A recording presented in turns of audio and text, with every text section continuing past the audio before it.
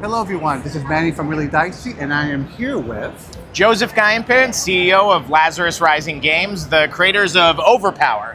And that's what we're going to talk about today. Welcome to PAX East. Oh, it's great. It's first time being an exhibitor here, so we're crazy excited.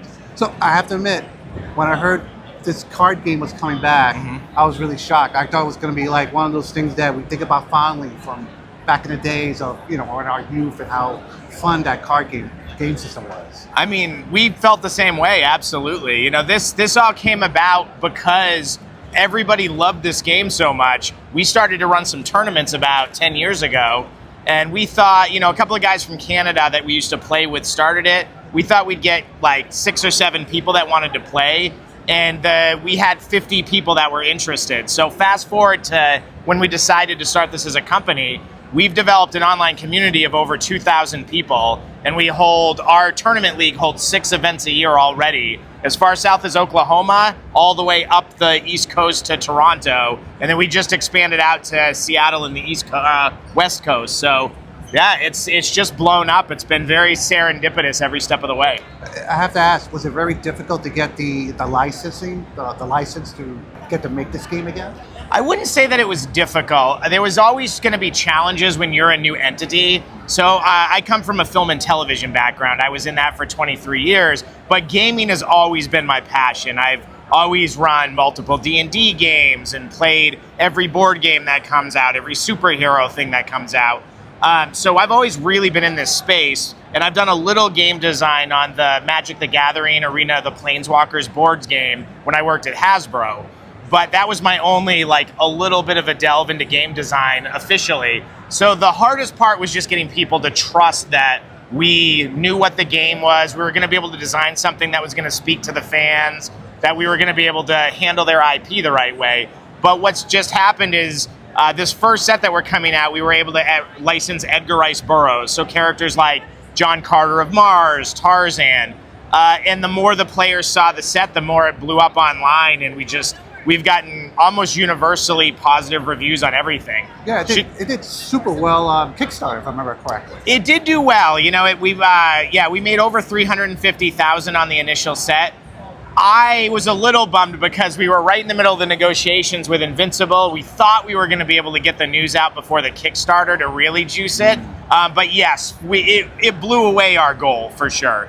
Oh, okay. So anyone that's played it from back in the day and is hearing about this now, have you changed any of the rule mechanics? Is it still the same game? It is 100% compatible with the original game. So okay. you can buy a starter deck of let me grab one. Boop.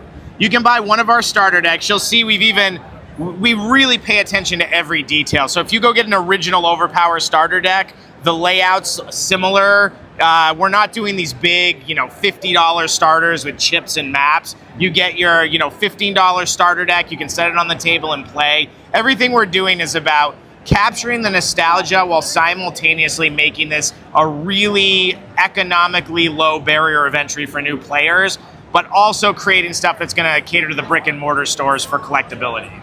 Okay. Yeah, so you can grab this, you can put this on the table, you can use our characters, slap in Spider-Man, and he'll work just like the other characters.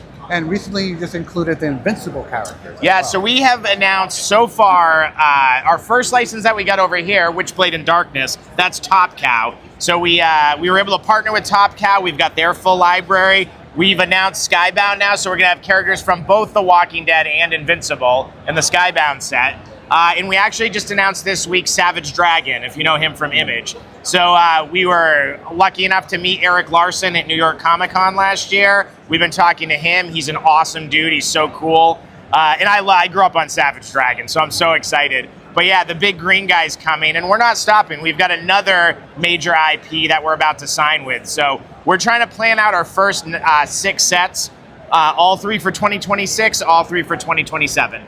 So if I may ask, yes, what are you looking for the next couple of years? What is there certain IPs you're hoping to get? Yeah, absolutely. Are you thinking about maybe Sonic, or are you thinking about anime? What's your ideas? Yeah, so we definitely want to keep it superhero adjacent. You'll notice even with our Edgar Rice Burroughs set, a lot of the characters that we use to fill it out are public domain, but you've seen him in comics. Zeus and some of the Greek gods are there. They're in all Marvel, DC, Image. Hercules is in our set. You'll notice like Mina Harker, Invisible Man, Hyde, a lot of like League of Extraordinary Gentlemen type characters, Victorian characters. We're going to stay in that realm a little bit, but there's certainly, I mean, this was a dream property for me.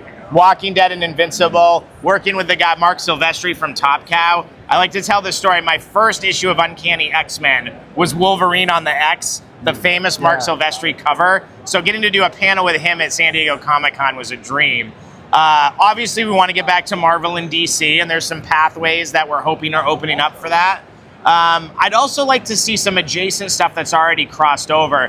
One that I really want to design myself would be a Capcom set. Getting to bring in like the Street Fighter characters, Mega Man and the Dr. Light, Resident Evil, Devil May Cry, Strider, even the Darkstalkers stuff I was a fan of, which was more famous in Japan. So yeah, that would be my big one. One of the things we've done a little differently than the original game is we've really put the editorial of the characters first. And it makes the design process much more difficult. But what we do is we say, each character brings 6 cards that represent their superpowers. So, you know, Zeus has a lightning bolt he can throw. Spider-Man can web up your opponent's characters to slow him down. So we really start with saying they have to do these things, and then we go to this really complicated statistical metric we have for play balance, and we whittle down how the mechanic has to work to balance them. It's way harder. It's one of the harder ways to do it, but the result has been the feedback from everyone that plays it is whatever character they're a fan of, they're like, oh, this feels just like I'm using this character. Ron Peraza, who designed the original game, joined our advisory board. So he's working with us on the design. He's kind of set a motto that we use at the company, which is every single character is somebody's favorite. And we want to make sure that if you take your favorite character, you get the experience for the entire game of using that character. If someone wants to know more about this, where can they go? So we have our website. Just look up the Overpower card game. That has a link to our player portal, which has the images for all of the first set, except for the alternative art rares. We also have a very active Discord community. So if it's something you look at, you might be interested. We really push positivity in our community. We police very hard anything that's toxic, and we've managed to cultivate an unbelievably supportive, positive community. So you can jump into our Discord, ask a question that's been asked 100 times, and no one's gonna jump on you. They're just gonna explain it, be excited that you're there. Players are even usually willing to like set up a camera and like play games online through our battle channels on Discord. So I would say those are the best 2 avenues. Excellent. Joe, thank you so much for thank you guys. Yeah, Overpower lives, guys. Come check it out. All right, and everyone out there, thank you for watching. Stay safe out there. We'll see you next time.